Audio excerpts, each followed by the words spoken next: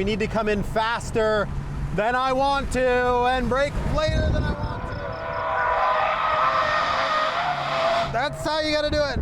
Welcome back to Team O'Neill. I'm Wyatt. I'm Chris.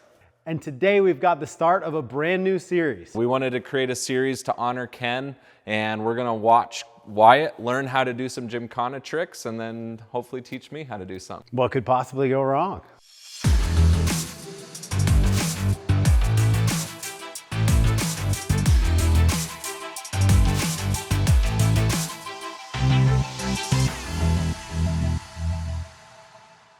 So when anybody thinks of all-wheel drive drifting, obviously Ken was the master. Many amazing clips to pull from, but the one that I always think of is the start of Gymkhana 5, San Francisco, you know, that first on-ramp kind of drift is just heroic. I mean, the entry speed, the angle, the whole thing, like that stole my heart right there, much more than, you know, the technical stuff is very cool, obviously, but high speed entry, all-wheel drive, big sideways, on pavement.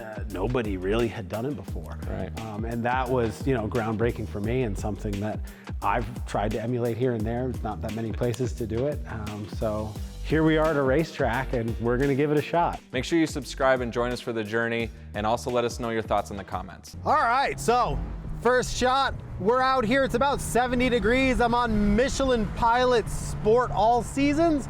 So we got a lot of grip. I'm gonna need some speed coming in here. Third gear, lift and turn, a little bit of brake.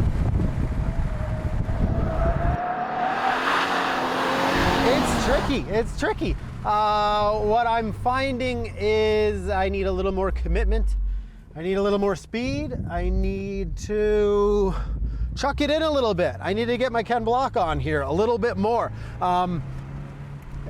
Driving like it's a racetrack a little bit too much. Let's give this another try. More speed. It's tricky coming in because it's definitely a third gear entry.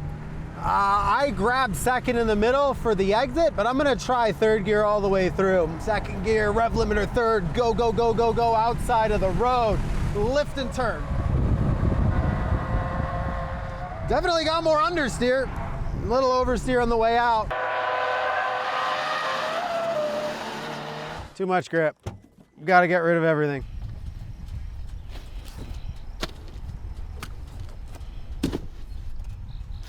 We'll see. Might help.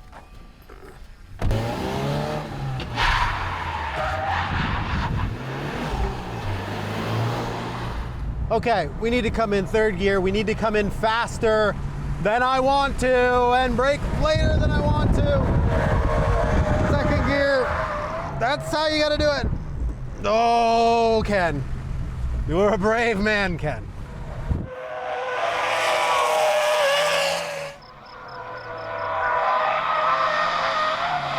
That was way faster than I thought it was gonna be. All right.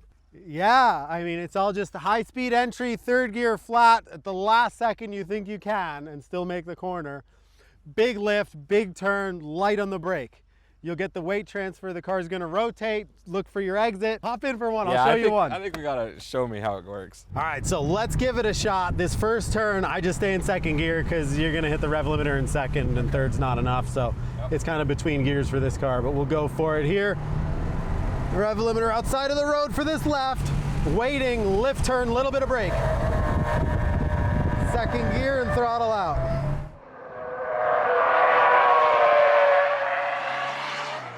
And that's it. Nice. So just need more speed. Yeah, it's really the same as a rally car. You know, big lift, turn in, little bit of brake, wait for it to rotate. It's just, yeah, it's bravery. Okay, I guess I'll give it a shot. Lift, turn, little bit of brake, let it rotate, be patient, and then throttle out. Okay.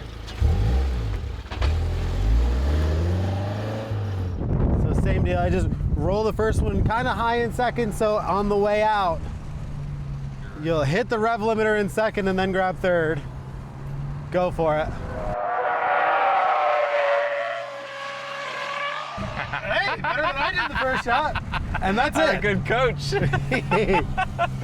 Yeah, I was like staring on the inside of the corner, and then when you talked about, you said shift or something, and that made me like look up. It's a tricky one because it is a decreasing radius, and it's got like this little blind crest at the end, so it's hard to look for that exit. This is just looking through the turn, getting a good line, carrying speed. Go, go, go, floor it. Grab third, go, go, go, go, go, outside. Lift turn, little bit of brake. Hollywood, we'll turn it around. So Too much steering. Well, because the steering happened because you got on the gas trying to drift it. Okay. And it didn't work, it like understeered. Yeah. And then you added the steering when the understeer happened. Yeah. I was doing the same thing in this because you wanted to throttle oversteer out of the corner, Right. like Ken does. And you know, more rear drive or something with a lot more power and a different drive line. This just isn't gonna really do that. Go, go, go, go, go, go, go, go, go, go, go, go, go, go. Already looking at the icon. Yes, yes, yes, yes, yes, very good. That's it, dialed.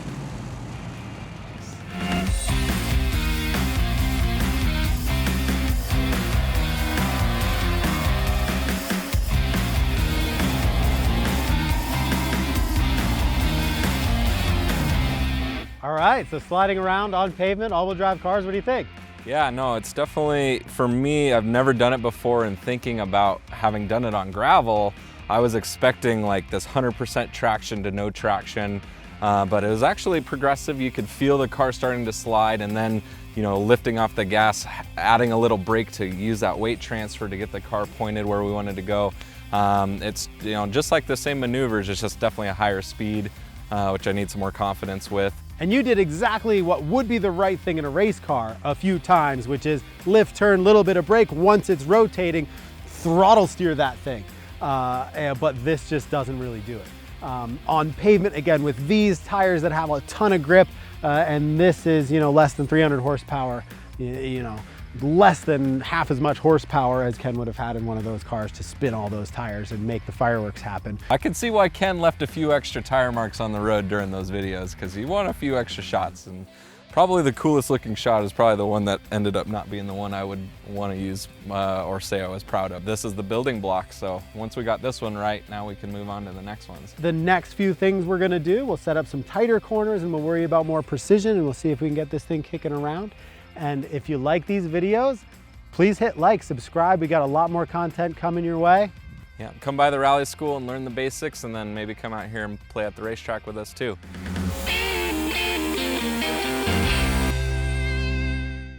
Hope you guys like this type of content. Obviously, none of this could be possible without the legacy of Ken Block.